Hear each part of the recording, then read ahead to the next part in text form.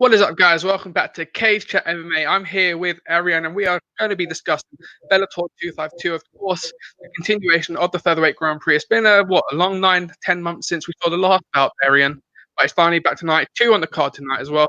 We've got obviously the big one in Pitbull versus Carvalho, and then Emmanuel Sanchez versus Daniel WEICHEL. Yeah, man, I'm absolutely buzzing for this one because I've been waiting for that one. The last time I was able to work at an event was like in full swing back in January. I think they just wrapped up the entry phase into before the quarterfinals, the elimination phase. So now finally it was supposed to be all wrapped up. The finale was supposed to be in Hawaii now, and they're only getting to the quarterfinals now. Way better late than ever that we're getting back into full swing now. Yeah, definitely. Obviously, Bellator's been back, since June, July at the earliest now. But this one feels like the biggest one we've had back, considering we know the heated rivalry that, both Carvalho and Pitbull have brought into this. But the fact that it was the USP maybe for Bellator, the Grand Prix, has become almost their marketing factor almost over the rest of the organizations. And this one does have a little bit of more of a feeling towards it. Yeah, and since they've come back, I don't think they've been able to kind of garner that much hype, especially in comparison to the UFC. Like Dana White has been pumping out cards week in, week out, title fight after title fight. And here, other than Bader and Nemkov, there hasn't really been that much hype there. And now, once you get that kind of main product that they had going for them coming into this year, it's coming back. 2 fights today. I think there's 2 more next week, I believe. I know AJ McKee is fighting next week. Title is on the line tonight in the main event as well, finally, for Bellator again. So, yeah, it's looking forward to it. Yeah, 100%. Obviously, we'll take that you back to January. And obviously, I think for the first time at least, they showed, the fighters picking their opponents and their dates at that time. That's all gone out the window. But, do you think there's still, some almost element of what we saw in January coming into this? Obviously, we know this with the matchups tonight. But obviously, all of them have had a longer period of time than they was expecting. Yeah, I wonder whose advantage that plays into. In a way, Pedro Carvalho and Pitbull were supposed to fight in March, and they were actually hours from beginning that fight card when the fight got scrapped. I was watching an interview with Pedro earlier this week that he was saying that he was actually taking a nap in his hotel room before he was getting ready to go to the arena, and his manager called him and said, "You know what? The fights aren't happening today."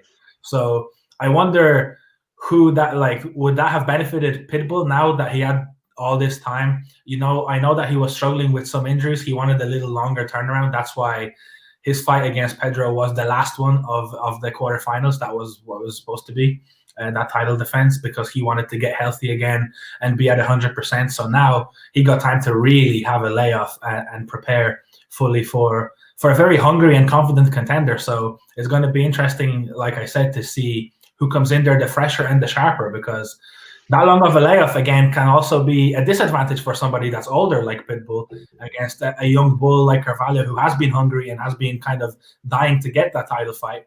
So, yeah, it's going to be an interesting one to see from the early rounds how this one is going to play out. Definitely, we'll just go through some of the opening rounds, as you mentioned there. There was only 4 unanimous decisions on the night. Darrion Caldwell, at the moment, the only one going through with that. Obviously, AJ McKee beat Derek Campos, who won the opening round via a unanimous decision. But tonight, we obviously got Pitbull, who on that night in January, went the 5 rounds, defended his title, and that was the reason why he got the last pick. And many thought maybe he'd pick Pedro Carvalho because of the easy option almost and the quick turnaround with them being able to choose the dates that they were fighting. And obviously, the last opponent, Daniel WEICHEL, is the other person that had a unanimous decision win. So do you think the fact there's 10 months in between now, the fact that those guys went a little bit longer in their fight, is it a benefit or more of a hindrance, do you think? I mean, potentially, it's definitely kind of, I guess, Pitbull was already in camp for March, and then afterwards got scrapped. So I'm assuming he took extra time off, just maybe, I don't know, to heal up, to recharge again after doing the weight cut and everything before going back in. So there's definitely no excuses when it comes to preparation for either guy, to be honest, because you're going in there on an extra long fight camp. So there's kind of no excuse, because I guess even some fighters say that they don't watch film, but you have so long to prepare. I think you're going to end up watching some fights and some clips of your opponent, because there's just that much time on your hands. So I guess I'm kind of leaning to say that it might favor Pitbull in a little bit, this layoff, because he just had the time that he wanted and then some to fully recover from whatever he had going on. he was saying that he wanted to fight in March because he's an old guy now and he needs time to recover back in January. So I'm assuming that he would probably be the happiest because, like I said, that moment was there for Carvalho to go in there right then and there in March, and it got delayed. Yeah, and as you mentioned there, we've got AJ McKee, Darren Caldwell next week for the semi-final. So, because it's staggered, obviously tonight we're going to find out who the other two semi-finalists are to battle it out. Do you think maybe tonight we see the eventual victor of that tournament? I mean, it's going to be really interesting because I think from me going into that featherweight tournament, I wasn't fully familiar with all of the contestants until I actually went to a couple of the events that the Grand Prix was taking place at, and I was doing research, and there's a lot of good contenders in that tournament, and I think this 8 that's left now is very stacked, and I really feel like it could go either way. But all in all, I was favoring going into this quarterfinal. I was favoring Pitbull to maybe go all the way. I don't know if he's going to retain, but it's just the experience. The man has non-stop title fights. He's a 2-weight division champion in Bellator, and I do think that everyone else who's in there, who's kind of contending and challenging him, is an up-and-comer. So you get that feeling that whoever fights him, be it Pedro tonight, if he beats him, he goes on in the next round, and he will fight. I don't think it's this side of the bracket. I think it's the other side of the bracket. Yes, it's a weird one. I'm looking at, obviously, Wikipedia, maybe not the best source, but they've got AJ McKee, Darren next week. So I'd imagine whoever fights tonight, Emmanuel Sanchez or Daniel WEICHEL, is in that co-main. They can get, if that goes 15 minutes, the winner of Pitbull and Carvalho would have 15 minutes extra tape that they might not have had. Yeah, so I think the up-and-comers almost have to have a perfect fight against somebody who is as experienced and just as kind of worn into that cage and into those title fights as all of these guys that are coming up now. It's more than likely going to be their first title fight, especially in the case of a McKee or a Pedro Carvalho. So I was kind of favoring the cards in Pitbull's way, and yeah, it's going to be interesting to see how the styles battle out tonight as well with Pedro. Do you think? Because obviously, I haven't looked at the odds, but Pedro Carvalho seems to be very much the underdog story in this. We know what Pitbull brings and the toughness, but it does feel like a battle of the toughness versus maybe the battle of Pedro Carvalho's heart more than his skill. Do you think that's almost people underplaying what Carvalho brings to the table tonight? I think they definitely are, and especially because, like you said earlier, Pitbull had the option. He had the whole board laid out, and he picked Pedro, and even though Pedro was already taken, it was already matched up, but he could have gone in wherever he wanted, obviously, as the champion. And he did end up picking Pedro Carvalho in that March slot. He initially said, like I mentioned earlier, that he just wanted more time to recover, and that's the only reason he picked it. But the narrative straight away were, oh, well, he's probably the most unknown and the least, I can't say the least dangerous because all these guys are dangerous, but, on the name and reputation and his CV, it just felt like Carvalho was kind of the no-brainer for him. But when you look at Carvalho's resume and how he fights, I think he has a very good style to go up with Pitbull. And what's impressed me from him, even back in March, was just how cool and composed he was in the media duties. He didn't really, even though I do love that Irish accent of his because he's obviously bred into SBG now, he doesn't really have that much of a, I don't know, cocky swagger, if you want to say, that Conor has. He's cocky, but he's humble at the same time in a way that he just believes in his abilities. And when he has all those interviews and says this is his time and he will be the and new come later on tonight, you kind of feel like you believe him because you look at his fights, he's blown through his opposition in this tournament. He hasn't lost since 2017. And I think it's just going to be a really good contrast of a very hungry fighter that feels like he might have nothing to lose against a champion who's been there for so long and has to defend it once again. And I think Pitbull had that fight with Archuleta in the elimination round, which everybody was saying, well, that is the fight between the number one against the number two. And Pitbull looked very comfortable in that. So I think Carvalho comes into this one and he just has something completely different to offer. Somebody that will go for his head, and I don't think he will give him too much respect. And I think that's how you have to go at a champion who's been on top for so long. Yeah, it does almost feel maybe a bit more fire versus fire. We saw what Juan Archuleta did in a fight against Patrick Mix. It wasn't the most thrilling of contests, albeit he was very dominant in what he showed on the night and rightfully became the champion on the night. But Pedro Carvalho, as you mentioned, the composure is something that he's shown. It does almost feel a bit like Conor McGregor pre-Aldo, maybe without the trash talk, but he's setting out his tasks and he's getting them done when people are almost, we see McGregor when he thought Dustin Poirier, everyone went, oh, Poirier's going to be too much, Chad Mendes is going to be too much, Aldo's going to be too much, but he kept picking away at that division until he became the champion. And it feels like maybe Pedro Carvalho is going down that same almost route, and obviously there's no absolutes, and maybe you could make the SBG, albeit not Irish SBG, versus a Brazilian champion who's been dominant for so long. Maybe there is something in the water at SBG where you can almost take that attitude and work harder. And it feels like maybe John Kavanagh and him have become, you see their posts and they're very much visioning themselves become champion. And maybe tonight, obviously there's no absolutes in MMA. Maybe it is their night tonight. Yeah. I mean, yeah, like you said, it's spot on. Whenever there's a breakout star, especially coming out from a smaller market, which Ireland is, obviously Pedro moved from Portugal to Ireland to train with John Kavanagh, and that's when his come up really began. But if you remember when McGregor was beating opponent after opponent, every next fight was like, oh, well, this is his real test. This is his real test. And he just kept knocking them off. So I guess, like you said, there is no absolutes in MMA, and you couldn't go in there and say, well, McGregor's fighting Aldo now, he's losing, because that's just how it goes. There is no rule in MMA. So I think the star is made when he comes up, steps up to the plate, and dethrones the champion. And I think that's how things happen. But yeah, like I hate drawing those McGregor comparisons because, as an overall package, there's just nobody else like him. Mm-hmm. But like you said, training in that same gym, in that environment that has bred a world champion before, I just really like his demeanor going into this one. It doesn't look at least from us looking at those interviews and everything and the face-offs, it doesn't look like the event, the occasion is getting to him. And I think you need that. You need to go in there and you need to feel confident, but at the same time, you cannot be overly confident and overly excited. Like that same composure that got you to this moment has to be with you there if you're going to get that belt wrapped around your waist. 100%. I think it's going to be interesting what Johnny Walker brings to SBG as well. Obviously, you've got that combination working together now, and won't it be interesting what Johnny Walker progress is like under SBG, whether he has the same sort of, because he is that more cocky, more arrogant guy who comes out and makes laugh on the camera and on the mic and says a lot more than he does maybe in the cage. But Pedro Carvalho is the other spectrum of that. It'd be interesting to see whether they learn from each other and what Johnny Walker brings in the next maybe 2-3 years of their teamwork together at SBG.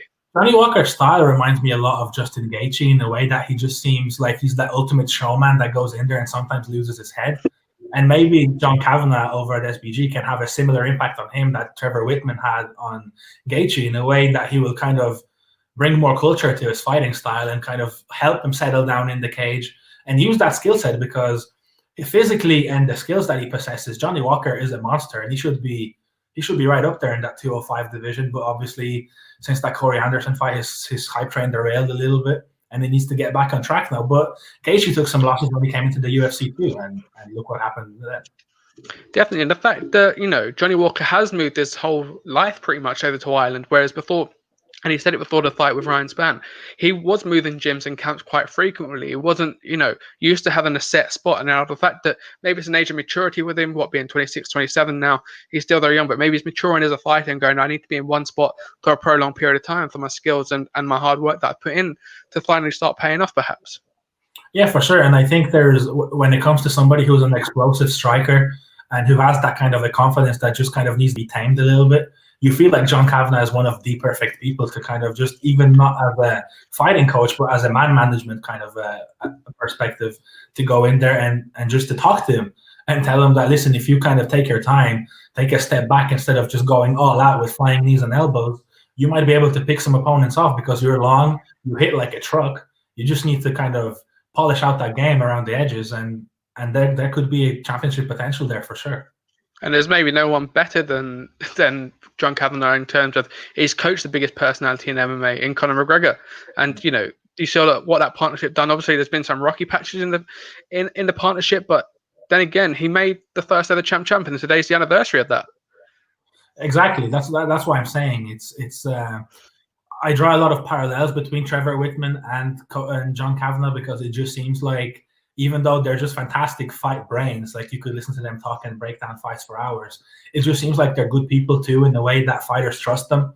And when we saw the corner when Gaethje was fighting Tony Ferguson with Trevor Whitman, it's just, he walked in there and the presence to make Gaethje calm down and really just listen and take the advice, because some fighters don't. The the corner talk comes in one ear, goes out the other, and you're back out there doing the same things that make you lose fights. So I think that adaptability and wanting to be coached is huge. And I think, like you said, for Walker, finally finding his spot on this planet, staying there, settling down, embracing the culture, and wanting to be coached might be the next step. Definitely. We had a quick look at the Taylor tape. Obviously, there's not too much in it apart from maybe the experience in terms of Pitbull, 30 wins and 4 losses. Obviously, 5'9", that 4-inch height advantage might come in very handy tonight, as with the reach advantage you expect. Yeah, I was, like I said earlier, I was watching that Pedro Carvalho interview earlier this week, and he was actually asked about whether he thinks that his length can be something that he will utilize here as one of the keys to victory. And he was actually praising Pitbull on that one, saying he has so much experience in fighting against guys that are usually bigger than him, that he doesn't think that that length will play that much into his advantage as people maybe think on paper. But I do think that with his style and how he is very much a pressure fighter, keeping his distance will be very important, because Pitbull is a counterpuncher by trade. So he will kind of, I think, want to maybe not so much absorb the pressure, because you don't want to risk getting hit and caught. But I do think that Carvalho will have to be the one who advances, especially early on, and try to find the shots and wear Pitbull out. And I heard that that's what Pedro wants. He wants his cardio to be something that he can take Pitbull into deep waters with and then start picking him off. So I do think that that distance will play a huge part, because Pitbull can hit hard. I think, like you said earlier about Archuleta, his fight against Mix wasn't that exciting. His fight against Pitbull was more of the same. Nobody really wanted to pull the trigger, but I think that was understandable from Pitbull's side, because he just didn't want to get caught and lose. But I think in this one, if Pedro comes out really aggressively and really puts the pressure on him, he might be forced to start throwing leather just in order to kind of get him off, get the pressure off him. So I do think that the distance will be huge here. So neither of the guys gets caught. And who can use that to your advantage more? I think that might be one of the keys to victory, contrary to popular opinion. I've done my research before, but I'm assuming it's a 5-round main event, because it's a title bout. Because obviously, a couple of the main events that we've had in Bellator have been 3 rounds. So that would have made it a bit more interesting. But the fact that it is the full 25 minutes, means there's an extra 10 minutes that both Pedro Carvalho and Pitbull have to keep in the gas tank, so to speak. But we'll move on to the co-main event. Or actually, it's not really the co-main event. It's the second fight within the Featherweight Grand Prix. We mentioned it previously. Daniel WEICHEL versus Emmanuel Sanchez. Are you expecting this maybe to go in the way of WEICHEL, who comes in the vastly more experienced fighter? This is a difficult one for me, because on paper, the experience that WEICHEL has is insane. And it very much seems like this might be his last hurrah when it comes to chasing a championship. But Emmanuel Sanchez, I did an interview with him at one of the events that I covered for Bellator in the Grand Prix in the earlier rounds, and he seems like one of those guys that just massively overlooked, because maybe his name in the mainstream is just not all that, especially compared to Carvalho has the SBG links, McKee undefeated, the knockouts that he's been putting up. Pitbull is obviously Pitbull, and then Emmanuel Sanchez is kind of there, and I think he likes that. When I was talking to him, he was just saying how he wants to be overlooked, and he hopes that he keeps getting undefeated fighters thrown his way, because he wants to keep taking their zeros. And it just feels like this might be his time. And again, going back to that Carvalho interview, he was actually saying that he thinks Sanchez might be the most dangerous person to him stylistically, because he's not a counterpuncher. He's very much a go forward and bang and trade fighter as well. So that's another interesting thing for me. How he's going to go out into a fight against a very experienced and a confident WEICHEL too, who I really liked his demeanor at the press conferences, where he was just sitting back, letting everybody trash talk. He didn't really care who picks him and where he fights in that Grand Prix kind of draft that they had. So it's going to be an interesting one. It's a clash of characters, definitely. 100%. It's going to be obviously interesting that we find out the semi-finals tonight. We have a quick look at the Taylor tape for the bout here. I think not that one. Where is it? Here we are. We got it. Here we are. Yeah. So 14-11, 19 authorities we mentioned, 5'10", 5'9", both huge featherweights. And again, the reach is heavily in favor of Sanchez tonight. Yeah, and Sanchez is going into this one where he was fighting a guy that was undefeated in the elimination round, and he beat him quite convincingly. He has power at that weight class, which is obviously always an advantage. And yeah, I think it's just the length, I think, in this one might be advantageous to Sanchez more so than what we talked about in the main event, in a way that I think Sanchez is even more aggressive than what Carvalho's style is. Like, Carvalho is calculated aggression, but I think Sanchez goes in there and he tries to take your head off from the first bell. And I think being able to keep that distance and maybe try to put the pressure on WEICHEL, but not let him get close enough, might end up playing in his favor, because with that kind of a power, if he can step in and out of the pocket and land his shots, the chances of him getting a stoppage there are very high. 100%. And if you had to make a prediction tonight, who do we see in the semi-final? Let's get a prediction on both of the Grand Prix parts that we're seeing tonight.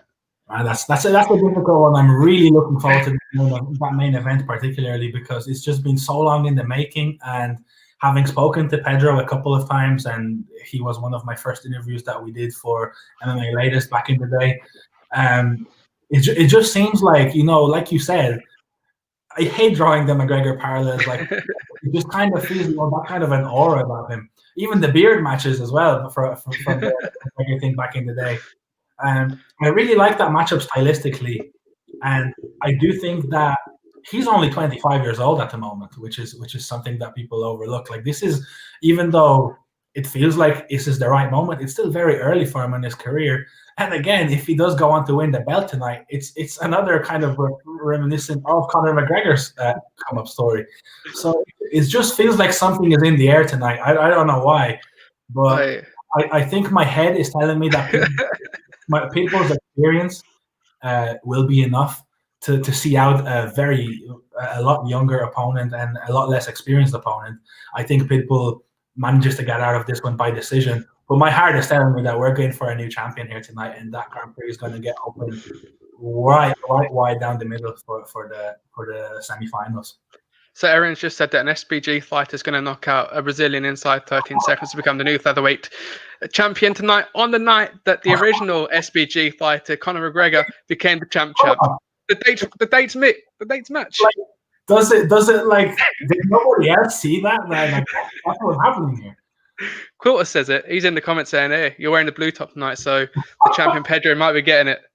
There we go. I mean, come on. It's there's too much. There's too many little narratives and things here and there. It's just, I don't know, man. I'm not one of those superstitious people, but it just stinks of a new champion tonight.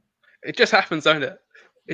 You just get those events where everything's just put in place, and you go, "It's going to happen tonight." And if he wins, the very first question he gets asked in the post is exactly that. How do you feel? Do you even know that this was when Conor knocked out Rose? I know. Yeah, Conor McGregor puts out a tweet saying, "I did it first on this date."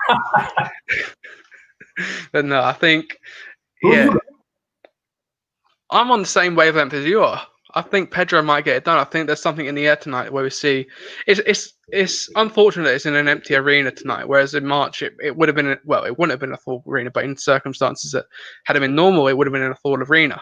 Yeah. So it does make it a little bit bittersweet. But if he becomes champion tonight, it moves on. And I guess it's almost, I don't think we've seen it before in the Grand Prix. Obviously we saw Rory McDonald, and he drew, didn't he? And he kept the title for one more bout. Whereas if Pedro comes on tonight, he's got to defend it twice perhaps before he becomes the victor of this Grand Prix.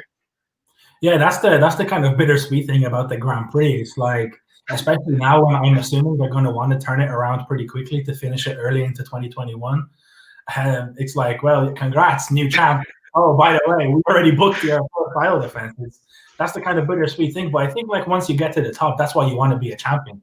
You want to be active. You want to start defending it and prove time and time again that you deserve to be on top. So I guess, in a way, maybe it prevents champions from getting the belt and getting comfortable and laying off for a long time, because you have to get back in there or they're going to take the belt from you. Definitely. And it might be a benefit, as you mentioned. He is the youngest left, I believe, at least in this Grand Prix, at least tonight. AJ McKee? Yeah, it's still pretty young. I think they're the same age, or maybe a few months in it. Yeah, so at least, he's got a lot of that on it, a lot of age on his side, whereas the other guys are very much within their prime, or maybe just over the bit edge of the hill, maybe you could say. But we move on to the co-main event, at least, which is Yaroslav Amosov versus Logan Storley. Two undefeated fighters. I was looking at doing the research today. 24-0, the Ukrainian Amosov here.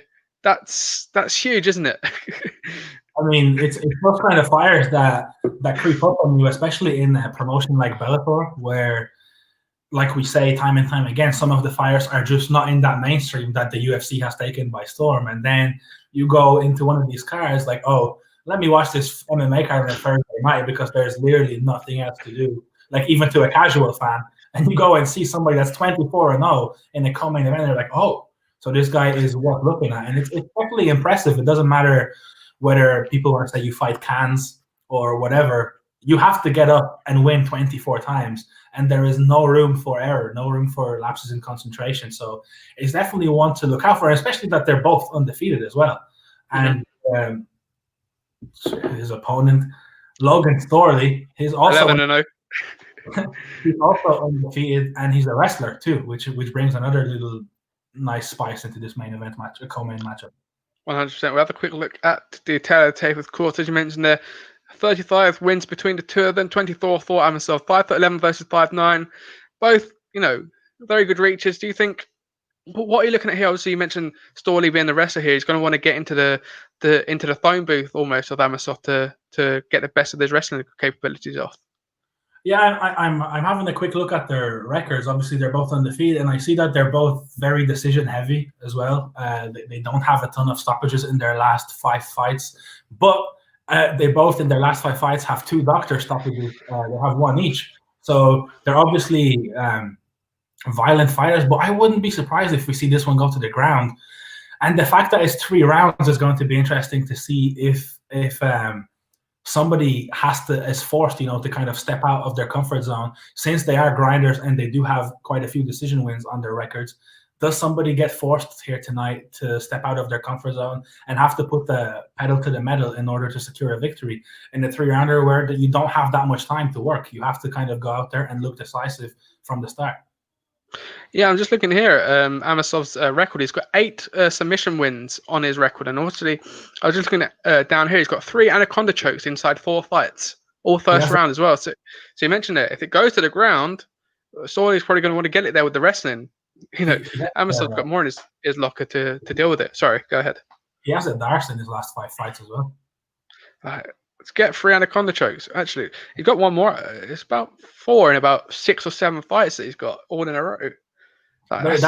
That's an interesting one when you come up against a wrestler who you would think logically might not be kind of like, he might be willing to get taken down. Like, that's something that wrestlers like Khabib, they don't care if he gets taken down. So that's why sometimes he can throw hands and feel that bit more confident. And you want to see in this one, I'm sure Storley doesn't want to be the one that gets taken down and put on bottom. I think maybe if he gets the takedown and has top control, that's where he will thrive. But he certainly wants to avoid getting taken down and put up against the cage, that's for sure. Yeah, it's going to be interesting to see what happens in that first almost clinch work, where if Storley instigates that clinch and how that ends, whether he goes for a single leg or a double leg, and how Amosov can work off his back and maybe switch positions. Because once he does that, I think the fight might be in his favor at that point. I do love matchups that have 2 undefeated fighters come up against him, because I think that's just, regardless of styles and the narratives, I think that kind of goes out the window when it gets to that final round. Or if you lose the first round, the other guy that is still protecting his 0, his coaches might tell him, here, we lost that one, and that just kind of sparks something different in you. So I think those fights, more often than not, they can start off slow, but then once somebody feels like they're on the back foot and they have to chase, that's when they get really interesting. And it wouldn't shock me. I don't think it would be the first time that we see 2 grappler heavy fighters go in there and just throw leather and see who can drop who first. Yeah, it is mental, that the fact that Amosov here is 24-0 and only 27 years of age. He's almost had as many fights as he's been on the planet for, which is ridiculous. I always go, if you're 27, 28, you're probably expecting to have about 10, 11 fights, as Logan does. You don't want to be you don't want to be coming up against somebody who's 24-0 at 27 years of age, and all that learning he's still got left to do before he hits his prime, about 32, 33. Yeah, it's for sure. And imagine also the kind of confidence that you come up against. Like, you're undefeated yourself, but you see a guy on the other side that has twice as many wins as you, and he's still nowhere near 30. It's insane. And the other kind of thing with this one is that it's in the welterweight division, which is another interesting thing, because I think that division does need a little bit of a boost, and a kind of injection of new blood. And like we saw at 205 with Nemkov, that side of Europe kind of producing the new champion, I think maybe in this one we might be seeing more of the same.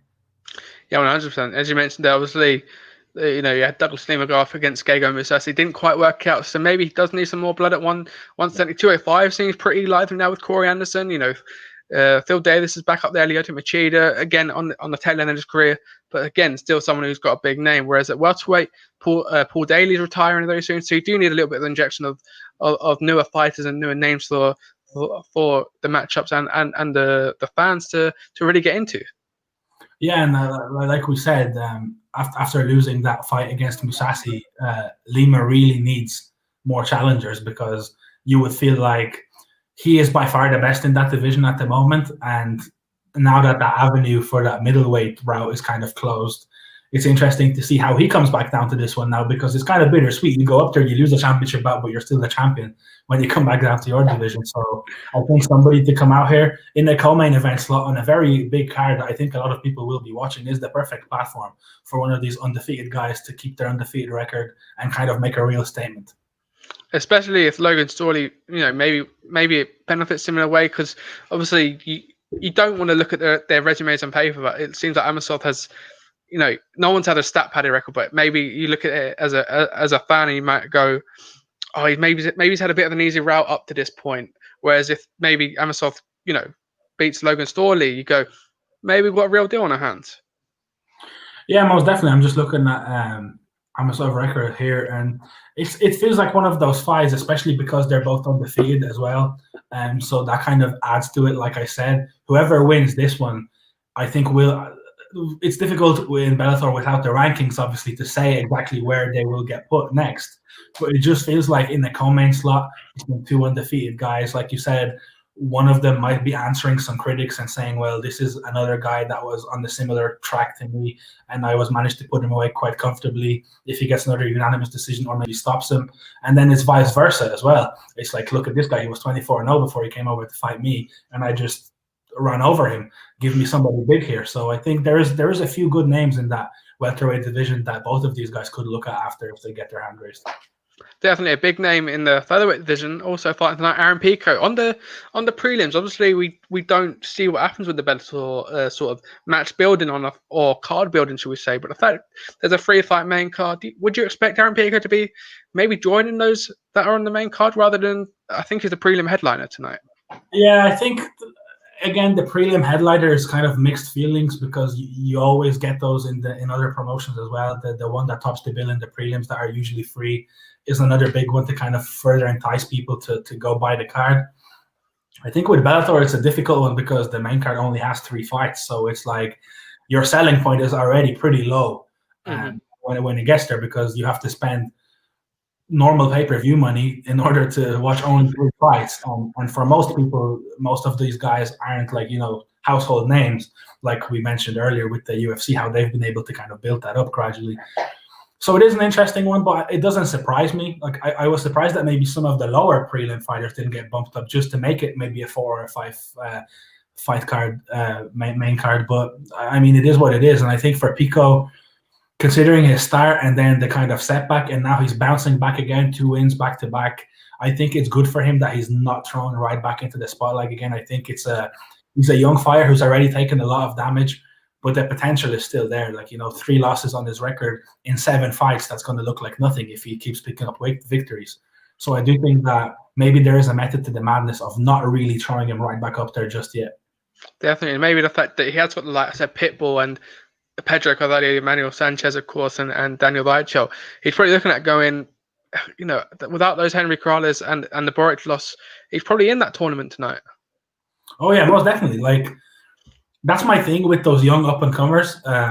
He came out, he won some fights. He looked fantastic, to be honest. Like, Bellator, and again, at the time, Bellator is still growing. At the time, they weren't really where they are right now in terms of their stature in the MMA world. And Pico was making highlight reels on ESPN and all sorts with his knockouts in his like 1st, 2nd, 3rd pro fight. So I do think he was thrown into the deep water too early. Like Henry Corrales, killer. Boric, killer. It's a difficult one for somebody who was in his early 20s at the time. So I totally agree with you that maybe if they just kind of let him stat pad a little bit more, you know, you hate to say that, but just give him maybe 2 or 3 more fights before you give him a Corrales or Boric, that changes it completely. And even coming off a loss, he could still make the top 16 featherweights or top 10 featherweights or however you want to lay that tournament out. So I totally agree with you. And I feel like maybe since he was omitted after those losses, that kind of flicked a switch on that. There's the first opportunity that I have missed to be in with a chance to be around the belt. So now it's time to really knuckle down. And I think this is his opportunity to just keep winning, get that third one in a row and just keep moving. Definitely. He's up against a credible opponent in John De Jesus. I think that's the pronunciation of it, at least. Obviously, coming off a 3-fight win streak, do you think maybe PICO, do you expect him to get the win tonight, or do you think he might be slipping back into the Boriches or Corrales after he's done so well to get back from those? 3-fight win streak, one of them in Bellator. So I think that's a good test, because even though the name is relatively unknown, he has a win in the promotion and he's coming in confident. Because the worst thing is when you're fighting somebody that's like 10-7, 10-8, and they're coming off like 3 losses. That's the worst thing that could happen. In this case, I think De Jesus is coming into this one looking at PICO like a name that he could really use in his resume moving forward, because all of a sudden you're 4 wins in on the 4-fight win streak, 2 in Bellator, and one of them is a name that is really being built up by the promotion. So I think that's a huge one, and I think it's a good test. Like, I do like those gradual steps that we sometimes see when those fighters are being nurtured. It's not throwing him too far, but it's giving him to a guy who can punch. 2 of his last 3 wins are by stoppages. The win in Bellator is a decision. So it's a guy that can hit. PICO's chin has been tested before, and it's a guy that's confident. So even though maybe if he does get a first-round KO, people will say, oh, well, there was a nobody again. But when it comes to the mental side of the game, fight management, I think it's a good test. And from what I've seen, or at least remember, PICO does love a bit of the trade every now and then. And if he does leave his chin open and exposed, maybe De Jesus does catch it, and maybe if he knocks out PICO tonight, that pushes his career twofold almost. Exactly, like that's 100% what I mean by maybe PICO goes into this fight and he's meant to win, but how does he kind of handle it? Because you can't just go out there hands dropped and look for the knockout. You still have to kind of manage it, knowing that this guy has knockouts on his resume, so he can obviously hit you. And if he catches you with PICO, who has been brutally starched before, it's another little test. And I like it that some people will say, again, it's a layup, it's a gimme, it's a stat pad. But that's how you kind of build characters inside the cage, by giving them fights that maybe they're supposed to win, but how you go in there, how you go about it, and how composed you look, instead of maybe just winning by, like you said, PICO likes to go out there sometimes and just leave his head in the corner and just go in there headlessly and throw and see what happens. Well, he can't do that anymore, because it's getting to a point where now he has to start living up and building up. So yeah, it's a huge fight for both, because like you said and I said earlier, if De Jesus gets PICO on his resume, then all of a sudden you're like, oh, well, okay, this guy, we might have a gem here, even though he is 30 years old. 100%. And, as you were speaking there, almost, as you mentioned earlier, it reminded me of Gaethje as you speaking about PICO there. The fact that he might come out, you don't know what sort of version you get, and maybe if he just, it is obviously with Jackson, which is a fantastic gym, but maybe if they can rein him in a bit, maybe a bit more composure, a bit more calm inside the cage, and make sure he picks his shots and doesn't leave himself too exposed, where we've seen the likes of Justin Gaethje thrive off that with Trevor Whitman now. Previously, Eddie Alvarez and Dustin Poirier, those losses, but even then he's been clipped a couple of times pretty heavy. Tony Thurston clipped him, of course, in that fight, and that's when he got told to calm down. Yeah, and again, it's really easy to start buying into your own hype, especially when you're young, because you come in there, you knock a few people out. It is Bellator, so they're by rule right up there with the UFC, maybe just the second highest when it comes to reputability, especially in the United States. And you go in there, you get a few knockouts, and you started carrying yourself a little differently. And I think it's very easy for all young people. There's only a few exceptions that don't buy into their own hype with anything in life. And I think AJ McKee is a huge example of somebody who just keeps on winning. And every fight he comes into, he just looks better and hungrier and just humble, even though he has all the right to kind of start maybe feeding off that a little bit. At 16 or 17-0 now, it's kind of getting to that range where, okay, this guy is the real deal. But that's what separates great fighters from fighters that maybe never reach that mark. It's just kind of staying hungry, even though you do become that household name. And I think for PICO, those 2 losses, even though they were brutal, they were a reality check, I think, that maybe some fighters just need. And now I'm sure he hated the feeling of getting absolutely starched.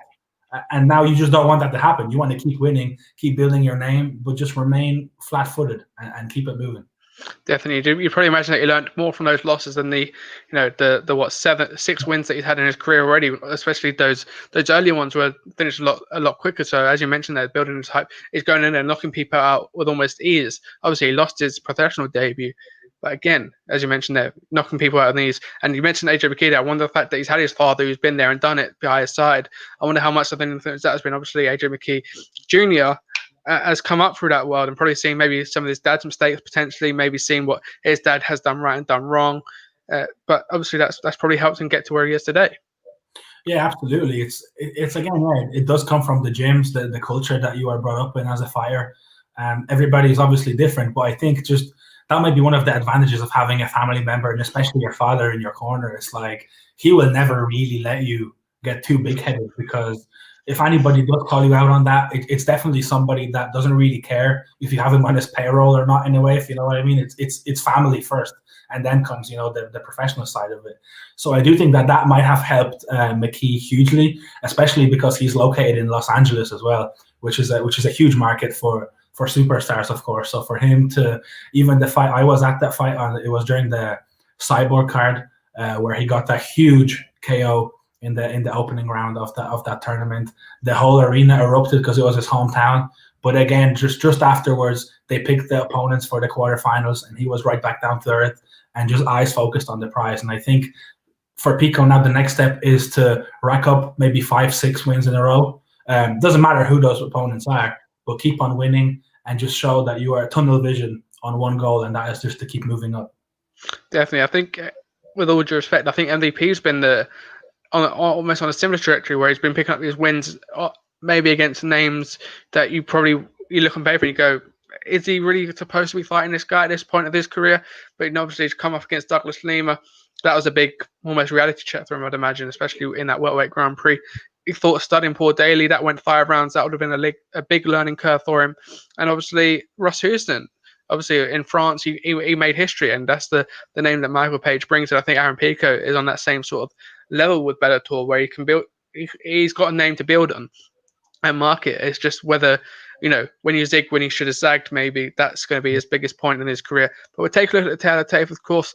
6-3 up against a heavy record in De Jesus there, I think, at least. But 5-8, 5-9, both 145, similar reach. Well, I say a similar one. It's 5.5 reach, inch reach advantage there for De Jesus. Again, we mentioned there with Pico's almost liking to keep his chin exposed. He can't do that when he's got such a reach disadvantage, can he?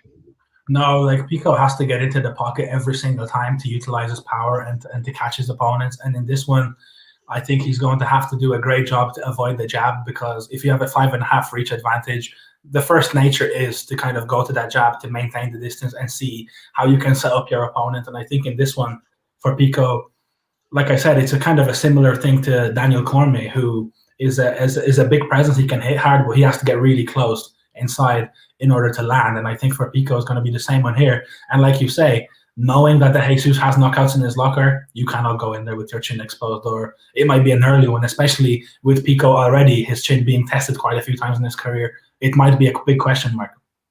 Definitely. And the last bout that we're going to look at is Kerry Melendez versus Emily King in that Bellator strawweight division. Obviously, Melendez has come out and believed after a strawweight Grand Prix, at least, and the ability to become a strawweight champion, because I believe they don't have one. Is that correct?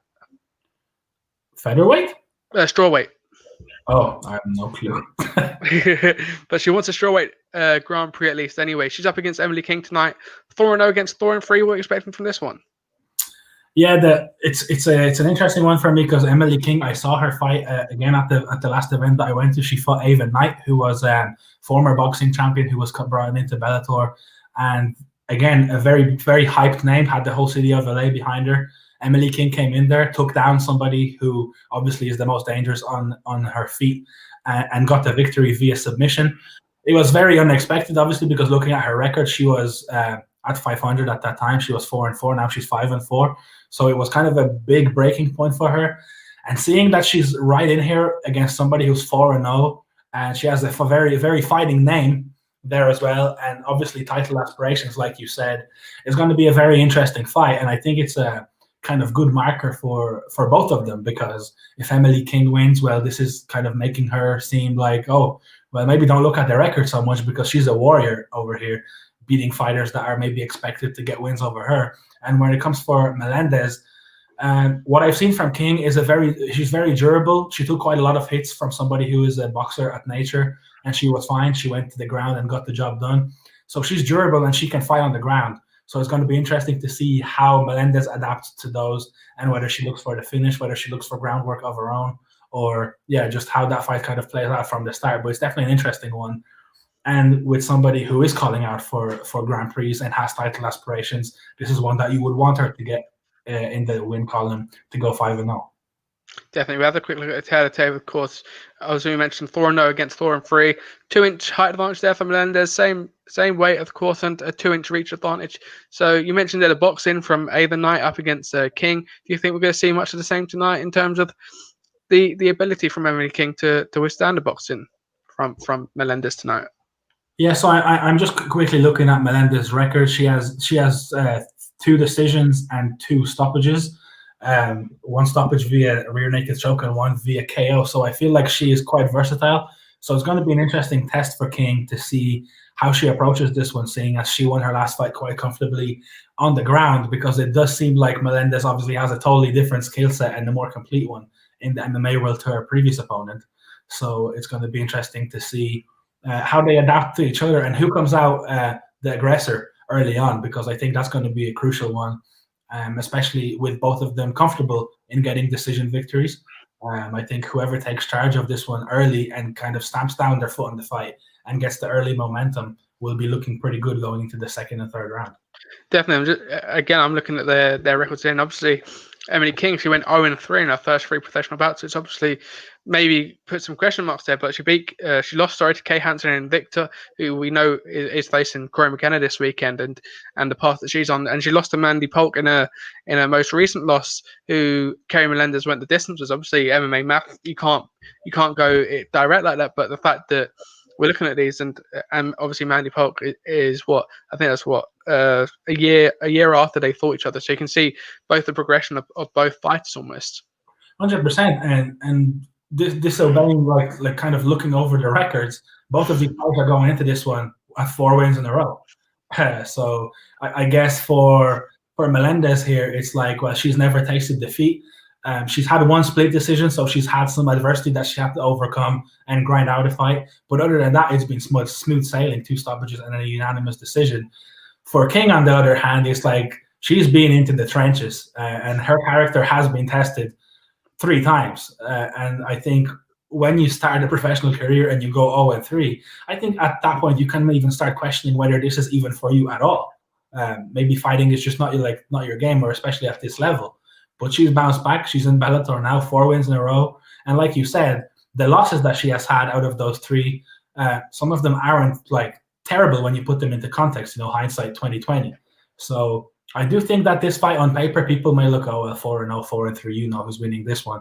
But I think it's going to be one that's worth tuning into, especially in a division that is wide open at the moment. 100%, and I think it's a good place to wrap it up. Before we do go, obviously today is the anniversary of UFC 1, where Royce Gracie obviously won the tournament that night, and it seems fitting tonight that we had a Gracie fight on the card tonight, albeit he's just lost his fight, but the family name's still going very strong in the MMA world. He has lost, so he's 2-2 now. Yes, he unfortunately got TKO'd or KO'd in that 3rd round. He only had a minute and a half to go as well. That's the thing with the Gracies, if it gets kept standing, there's every chance. Exactly, but it brings a whole circle, doesn't it? The fact that we, UFC 1 started with Gracie, and tonight on the same day we've got a Gracie fight, and today, albeit it hasn't gone his way, unfortunately. And of course, it's Champ Day. It's like everything is full circle, and we're starting to finally get back into some sort of normalcy when it comes to the events, the coverage, and I'm telling you, it's Champ Day. It's Champ Day for a reason. The Brazilians got down on this day in the calendar. Oh, don't. But yeah, I think that's a good place to wrap up there. Make sure to check Erin out on Twitter, of course. Make sure to hit that subscribe button on the YouTube channel as well. We're on the way to 100 subscribers. If you're on the Facebook channel as well, make sure to hit follow. We're on the road to 2K over there as well. And if you press the like button, we're on the road to 1,000 likes on the Facebook page as well. So yes, we're gonna wrap it up there, guys.